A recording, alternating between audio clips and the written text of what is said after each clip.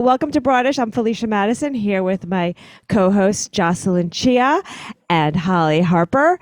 And with us today as our special guest is Tunu Thom.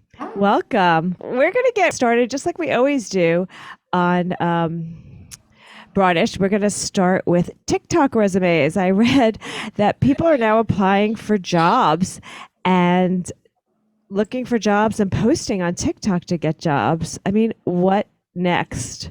What kind of jobs are they applying for? Like what is choreography only. Like don't rush, yeah. The Chinese should not have so much control over us. Word, they got us. But yes, what kind of jobs are these? I don't know. Like people, I guess it would make sense to do social media is one of them, Okay. but they have a whole program now. Apparently, this one girl posted on TikTok. She said, "I'm responsible. I'm this. I'm that. These are my qualifications," and she got so many views and likes. Everyone's like, "Hire this girl." Wow. Well, you know what? I mean, as long as there's a platform, people are going to find a way to advertise whatever they need to on it. That's just, what, as long as we keep creating platforms, people are going to go to it and get themselves seen. That's what I think. But I can go on TikTok and advertise for a boyfriend. It's a new dating app. And you will get one. And you will get a new one. dating app, yeah. It might not be what you want. You're gonna find somebody. You're gonna find somebody, Jocelyn. But that's like, I think it's a good idea. Yeah, it is. But like, that's like, what's next? I mean, is it going to control everything soon? I mean, voting. Let's vote on TikTok now. Maybe I thought about that. I absolutely thought about that. I was like, wait, if people were on Instagram the way we're on, we need to maybe make a social media voting app. But it's just, it feels immoral. It doesn't feel quite right. A lot of these profiles, you don't know who they are. You don't know who they are. Right. If they're real, they could be bots. They could be anything. So it's kind of like, I don't know. It lacks transparency. It definitely lacks transparency. Absolutely. And it's just too cool. Like, it's too cool. No, the jobs are not like, no, it's too cool. No, I'm not comfortable. Yeah, I'd also like to say it's not fair to the older generation, but they're actually, I think someone told me that one of the most popular TikToks is like a really old man. He has like this TikTok that he does like a traveling one in Italy. But you know what it is? It's funny as we talk about like certain social media not being fair to old people. I feel like, and look at me, I'm like on the other side. I feel like if you just spend an hour on a platform, you could get it.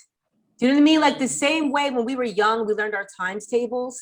Remember that? We'd be like 1 times 1, 2 times 2, 2 times 3. Like if we just put in, and I feel like a lot of adults, we're not used to putting in the time on something new. Do you know what I mean? And I feel like if we just did that, like if you could learn a language, at 40 or 50 or 60, then you could learn TikTok or whatever else comes down the pike. Well, I learned TikTok. I took the time and I did learn it. I actually had one of my jokes get 175,000 views. Hey! You're a winner. I'm a one-talk wonder. Yes. And like after that, it was like nothing. I felt like I was ghosted by a boyfriend. But you got more than me. I have nothing. I haven't done any TikTok. So you ahead of the game. I don't know. I just feel like it's okay. You can learn it, but can you master it? And that takes even more time. That takes even more time, right? Because it's about like, okay, now I have to focus on my views and did I learn the newest part of this app that just came out last week? Yeah, and all the analytics and all this is kind of like, I get it. Yeah, but congratulations. Congratulations. Yes, congratulations. Absolutely. Yeah, I don't know. That's not shabby. That and what was the joke? That and a Metro card will get me on a subway. Yeah, what was the joke? It was, of course, my Ambien joke. Oh. Universal pain works. I've never you might sponsorship deal by Ambien. Right? Get a sponsorship deal. Well, you know what when I graduated from college, I had a major in biology and a minor in marketing. So all I was qualified to do was sell drugs. So maybe I should go back to that. Hey, Right. And remember Quaaludes was going to sponsor you too? Yeah, like drugs are my thing. I don't know. I'm like the drug queen. But I don't know. I just feel like, I mean, kudos to that girl and kudos to these people. But I kind of like TikTok when it was just for dancing. Yeah, that was really cool. I think that we kind of, I mean, I think it's also I'm mixed between both of you guys, right? So like Hollie's like, oh, it's a learning curve, just learn, and you're like, just dance. I mean, let's have fun, let's play, but let's not make it about our ability to survive and thrive in the world. Like I think a job interview is going a little far. Yeah. A little. I agree. I agree. I just know that people are like, any way they can get out there, they're going to get out there. Like they're just going to take it. Yeah. I think it's a sign of the desperation. Like how desperate are we, to like that it's just desperate. A little desperate. I mean, have you seen guys posting wanted ads like on the subway, wanting a girlfriend? I saw this guy cleaning the subway for all this graffiti or posters on the wall. He's like taking down all these random posters that people putting on it, and he saw this guy that posted girlfriend wanted, here's my phone number, and the cleaning guy was like, I'm gonna leave this up there, this guy needs some help. He left it up there.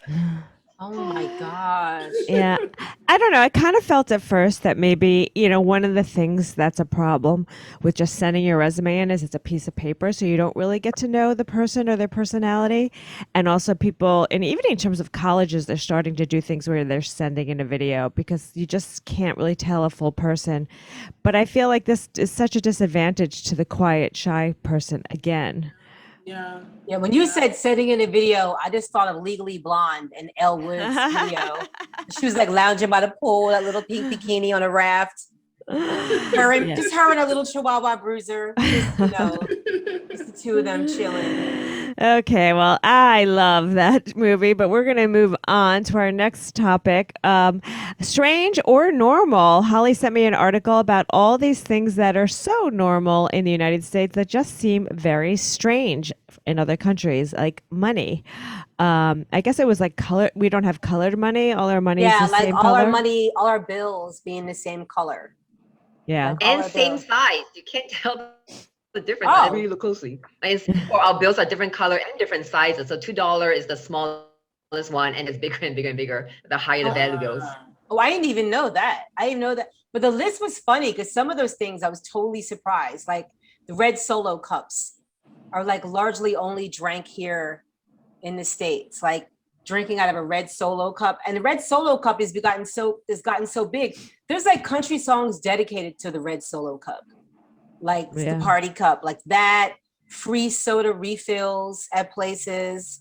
The rareness of people taking vacations. 24-hour restaurants, and the one that got me the most was cheerleaders. Cheerleaders is like why would you have somebody that's weird? That is weird. I personally always thought cheerleaders were weird, but hey, I was a cheerleader for 8 years. All right, now watch it. I was a cheerleader too. We adopted it in Singapore, but you did. It was weird. But we adopted but modified it. So it's not like girls are gonna cheer on a team. When you have to compete for a sport, you're on your own. But we had one day called Sports Day, where people would compete in certain things that could be done within the sports day, but it's intramurals, like you're competing with our fellow classmates. So the whole school got divided into 4 houses, red, blue, green, yellow. And then each house would have their cheerleaders, and there'd be a cheerleading competition. So we compete against the other house's cheerleader for who has the best routine. And then we would cheer on people who are running or doing a short putt or long jump. So it's like one day where the cheerleaders came out and played, and that was it. That was it for the rest of the year. But they were the cool kids in school. But no, we had no football or basketball teams to cheer on. What'd you cheer? That's a weird thing that people did. Modify your cheerleading for their own purpose. What'd you cheer? The math team? Stop it. Haha, thank you. Stop it. I think if you train at a sport and you need girls in short skirts to encourage you to win? Did you really train? But you know, is that really men always do better when women are looking. Let's be real. They we do. gotta stop this craziness. It is true. Men do better when women are looking, and that's not very young. But what's so funny is I remember people being like, I cheered for 8 years, like from the time I was 10 to 18, and then I was captain like 4 seasons in a row, like football, basketball. I'll never forget my freshman year in college. Someone was like, "Wow, you cheered that long? You must really love sports." I was like, "I don't give a shit. I just like to look good. I don't give a shit about these boys." I was just like, I wasn't look good in my skirt. Comedian. Huh? I do have a male comedian friend who is in comedy just for the pussy. He's like, that's the only reason why I'm a comedian, for the pussy. Isn't that terrible? It's like people at the women's march to catch a girl. I'm just at the women's march to catch some babes. Like what? Like really? You just here for that? But I also find the tipping culture very, very well, not just strange, but also very confusing. Like, and I understand after reading on the history of it, because waitresses were unpaid. That's why they had to make up for it with the restaurant goers. But then now every other fucking industry is expecting that to do, like cab drivers, doormen, hairdresser, facial. Like your hairdresser is already charging $150 and you have to give them $30 on top of it. So I feel like if they're making more than minimum wage, I don't understand why you still have to tip. I get under minimum wage. Okay, sure, we have to make up for it, fine, because the employer is too cheap to pay. But if I have a massage therapist that's already costing $150, why do you need to add another $30? And a lot of it goes tax-free too, cash tips. So I feel like a lot of them are just escaping the tax system and getting paid more than skill set really warrants, just because of this crazy weird tipping culture you guys have. Yeah, I hate when I go to CVS and you're checking out and they have the pad and you sign it and it says, "Do you want to give a tip?" At CVS? Yeah, anything that has one of those. No. Yeah, anyone that has one of those like signing pads before you leave. That, and the other thing that really ticks me off is, would you like to donate $2 to the charity? Sometimes I feel like saying no. I don't give a fuck about them. Like, you know what? When they say something like, "Would you like to give the kids?" Like, no, I don't give a shit. Like, I'm just so tempted to say that, but I don't say it because I fear hell. You know. But I just don't trust that it's really going there. It's not going there. And hell does not work like that, Holly. I know. I'm like, I'm not going to go to hell. I'll just go to Baltimore. No, but I agree. Like, okay, like, so you know, like so much in service and restaurants has changed. Like I was in Atlanta for a week, you know, with some friends, and it was like we were going out a lot. And now because of COVID and everything's like you're just scanning the menu and then ordering. And it's like, are we really tipping the same when you're not really getting service? Because taking your order is part of the service. I'm sorry, I was a waitress a long time. I've told you guys that. So I'm kind of like, service has changed, but I'm still tipping the same amount because people missed out a lot of money this past year. So I still tip. But it is weird. Like when people ask me to tip for something, when they're just at the counter and they're just handing it to me, I kind of feel a little like, I mean, I do it, but I'm like, all right now, it's a little much. Yeah. And when it's based on the price of the item you bought, like, okay, to bring out a filet mignon is the same amount of effort as bringing a fucking salad. But I have to tip twice as much for the fucking filet mignon as if I got a freaking salad. Think about that. That too could bring you 9 pairs of Nikes. You know what I'm saying? And lay them down, and then someone could give you filet mignon, and you're like, that is true. That is true. I get that because it cost, like if you're a waitress and you work like a breakfast shift or like an IHOP, nothing is ever costing that much, but you're busting your ass. Like you're busting your behind working. That's right. You're busting your ass. And then, you know, the guy who makes filet mignon brings a filet mignon because the price is higher. He's going to get so much more money. I get it. I think the real issue is the freaking employers. Like, okay, fine, if we're not going to tip or if we're going to tip, but no one should be paid $3.22 an hour. Like, that's just ridiculous. You know, I mean, it's really 2021. We should not be paying human beings with like lives. A robot, maybe, but a human being? No, I agree with you. I agree with you because when I used to wait tables, it was something like $2.15 an hour. And we had to make tips to even warrant coming in. You know what I mean? But I never forget one time these people gave me a really bad tip, and I was talking about with another waitress, and she said my aunt is the same way. She leaves $5 no matter what the bill is. It could be $10, it could be $200. She leaves $5, and I was like, why? And she goes, she said something like, why should I give you 15% when I tithe the Lord 10%? And I was like, like, why are you shorting God? Like, why are you short? Like, you're shorting God. Basically, you're just telling But me she that. knows God hasn't accounted for inflation yet. Like God's 10% is based on biblical terms.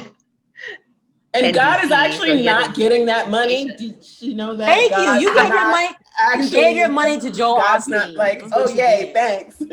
You gave your money to Joel Osteen. You did not. Hey. Yeah. Oh gosh. So, I'm sure this goes off whoever bartender is listening, but I get really pissed off that bartenders make over $100,000 a year. A lot of it tax-free because it's in cash for pouring drinks. Like, okay, come on. I did not know that. Like, No, that's hard. That's hard work. Oh, you didn't know that? Oh, yeah. I had no idea. Bartending is hard work. Okay, if a doctor who had to go to medical school and residency for however many years is making $160,000, how is a bartender making drinks equivalent the same pay? But that's the same reason. Economic sense. That's the same reason that the liquor stores stayed open during the pandemic. Exactly. And it was like everything else was closed, but the liquor store. That was an essential worker. Like, don't play with my Pinot Bianco. Don't play with that. That's not funny. No, but you don't have to tip your liquor store owner.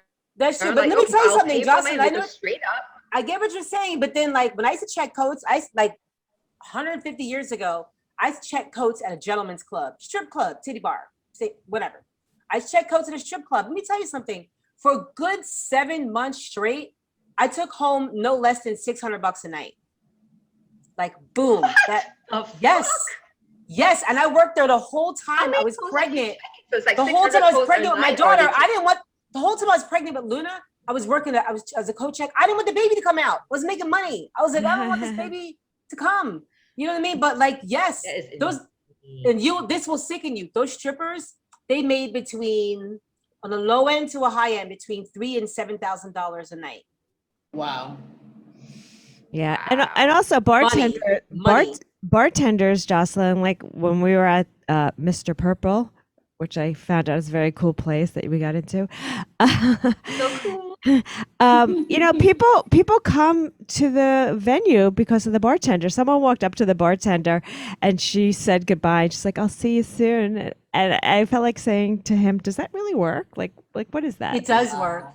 I've gone back to a bar because of bartenders. Yeah, and I know female bartenders who've gotten implants just because when they're doing those martinis, it's like their tips.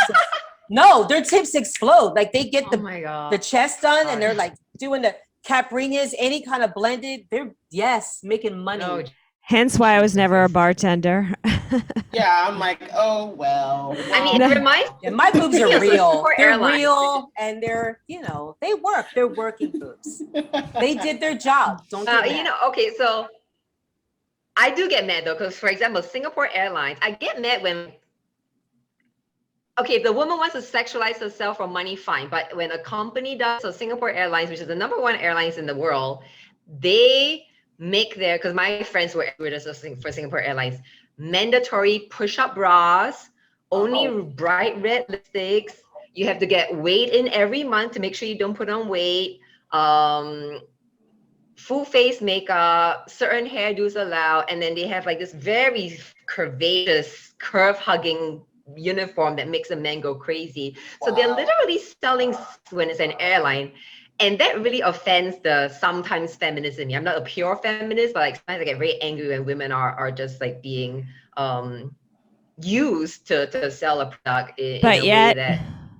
That sounds like my co-check job. That sounds like my co-check job. Jocelyn, you said it up top. It's the #1 airline in the world. There we go. I know. It's working. It's working. It's working. There we go. I'll go. tell you something. The male gaze is strong. The male gaze is strong. And I remember when I first got that co-check job, I was like, I don't want to do this. But I'll never forget, it's a makeup artist put me onto it. And he was just like, Hollie, hair done, makeup done, nails done, outfit, legs, like you go to the gym before you go. Like, I was like, I'm checking codes. Wow. And then when they told me how much money I'd be making, I was like, I have my nail appointment. I was like, not even trying to play with that. So you weren't making all that money just because you were a coat check person. You look good as a coat check girl. It was the best I've ever looked in my life. Like it was like I was auditioning every day. We need a picture. We need a picture of your coat check days. Next, guys, stay tuned for next week. Is it only the men and lesbians tipping you well then? Women wouldn't come in there. Wow. Every once in a while, every once in a while, a wife would come in looking for her husband's coat. Because men used to get obliterated drunk and they just walk out into the earth. Like in the middle of a blizzard, just like walk out the door. And the wife would come back and be like, my husband left his coat. And I'd be like, oh my God. Like, what kind of marriage do you have that you're going to go get your man's coat? That's a whole nother thing. Out of the titty bar. Right, out the titty bar. And they'd be like, have you no shame? But the funniest thing to me, they were like, it's a black wool coat. Everybody has a black wool coat. What are you talking about, a black wool coat? That's like a black leather coat in New York City. A black leather coat. Like, okay, great. I feel like they don't even have coat check girls anymore. Yes, they do. Really? Yes, I never see them. Anyway, okay. You go to titty bars. I don't go to maybe at titty bars. I haven't been to one because I have no titties. Okay, speaking of titties and sex, we're going to move on to our final topic: Olympic sex. The Olympics are starting, which is a whole controversy around it to start with. But they put together these biodegradable beds that apparently can only hold one person, and people are making fun of them and saying because they don't want two people in the bed, they will not withstand sex. Well, the Olympics is known for having like gangbuster sex. Like the amount of condoms that they use up at the Olympics is like it fills up a whole garbage disposal site. But yeah, I mean those athletes, they're hot, they're in shape, they can go on for hours, multiple times a night. Yeah, they have so much sex there. So I'm like, oh, these athletes, what are you gonna do now? I just feel like, why are we housing the athletes like that? Like these people are training and traveling from afar. Why are we putting them in these beds? Like you can't put them up at a hotel. It just feels so weird to me. Like why are they doing that? I think because of the number of athletes, it's going to be super costly to have them in a hotel. So they built the village, right? The Olympic village to house the athletes. And they're right there. And they're right there also. But I don't know. There's been so much controversy over the Olympics, and there's been words, people talking about maybe it even being canceled. And should we still be having Olympics? What do you guys feel? I think people need something to reach for. I think people need something that's like over the top excellence, Yeah. So I think the Olympics should go on still. About the beds, though, I mean, some of these athletes are just really big. And I mean, what if they're masturbating alone? Would that make the bed break down? I'm concerned. I'm looking at this bed and I'm that's when they're given two beds. Crazy. Tunu, are you thinking like one hard yank and the whole thing implodes? It's a wrap. It's a wrap. Well, what kills me is the fact that these, they're talking about they want them canceled because they're saying that COVID is really bad there. Right. A lot of them are saying, why are you bringing in all of these people when COVID is this bad? So that's a very valid point. I kind of feel for them. You know what I mean? I don't think they should be canceled forever, but in the midst of COVID, it kind of feels like. But already so many of the athletes had to put their in aspiration of being in the Olympics on hold. Honestly, I really think that it's even going on because it's a morale thing. Sports makes everybody feel better, even the people who don't enjoy the sports, because they make the people who are all hopped up on testosterone feel good, and so they're relaxed, right? But and that may or may not be true, but that's kind of my take. I don't know. I'm kind of in between. So is COVID ever going away is the real question. No, but just to be clear, so the Olympics are around to help everyone feel better, but the Olympians can't make themselves feel better. And that is a problem. That's a problem. They are probably the lowest risk anyway. They're so fit that COVID's going to just go in one year and out the other. Well, Coco Gauff can't compete. she tested positive, the tennis player, and now she's out. No fans. Did you Yeah, hear? that is Yeah, strange. That is No very strange to fans. me. No fans. That's very strange to They'll me. get Like Yeah, that basketball feels- games without audiences and sports events without audiences. It's like, I don't know. It just, for me, it takes away so much of the energy, you know? Yeah. And like, Yeah. just it'll be like doing comedy at an open mic, you know, hey, there's no one to see. or on Zoom. Or on Zoom. That's what I was gonna say. Hi, guys. But at least on Zoom, you have the screen and you know what I mean? And They'll Oh, have God. they'll have screens there for them. But yeah, it's definitely all the Olympians are gonna feel like comedians. They're going to need to have sex. That's I didn't know right. there was no audience. I'm like, why are we doing this to them? you know, that was kind of funny in the early days of the pandemic when comedy first went on Zoom. There are people who were like just here, and there are people who were like standing in their living room with a microphone that was attached to nothing. You know what I mean? Like it was a lot. It was a lot of variation of what people were doing. People pacing back and forth like the Chris Rock in their own living room. I was like, I don't really know where this is going. It was kind of odd. That's going to be the athletes. Yeah. They're Well, going to be working out alone. Just in the bunk, like, ugh. Like, what are they going to, I don't know. I think that make people happy. Like, this is a different world we're in. Let's just do our best to like stay within the lines of respect and just be happy. You know, I really think they're concerned about the babies that are going to be born from those athletes that are having these COVID sex during no audience Olympics. Those kids are going to be the real threat.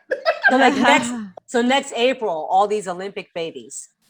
Next April, man. all these Olympic babies. Olympic babies. It's gonna be like in Singapore when the Dragon Year kids, so the Dragon Years are the very I have good year. Dragon baby. You have a dragon baby? Oh, Oh, that's your dragon baby. Oh, hey, pretty girl. no, is she wrong? Dragon. For schools and spots and sports are all is much stronger for Right. the year. Every 12 years, 1 year will be a heated competition because you have so many more kids than normal because they all want them babies. It's so okay, interesting. So it'll be like the Olympic kids. They're gonna come out that year, all these like supercharged Olympic kids. So about to this take year over is the a world. dragon year? This year is a dragon year? Is it this year? I don't think so. I don't Oh, know. no, I don't she's think so 9. either, no. Yeah. Okay. So what was it? So 2007 not or 3 more 8? years. No, it was 2012. Okay. Oh yeah. So I have a dragon baby too. Sure do. I didn't know I have a dragon. That makes I sense. didn't know you had a dragon baby. I have a dragon baby. I'm finding out. I'm so excited. I didn't even know Oh about my this. God, you're a dragon mom. 2 minutes ago, this Huh? meant nothing. Now I feel blessed. Okay. Mama. Okay. Well, this was the episode of the dragon, guys. This was fun. Thank you so much, Tunu Thom, for joining us. This is Thank you for BROADish. having me. Thank you so much for having me. Thank you for coming. I'm Felicia Madison, I'm Hollie Harper. I'm Jocelyn Chia. and this is BROADish.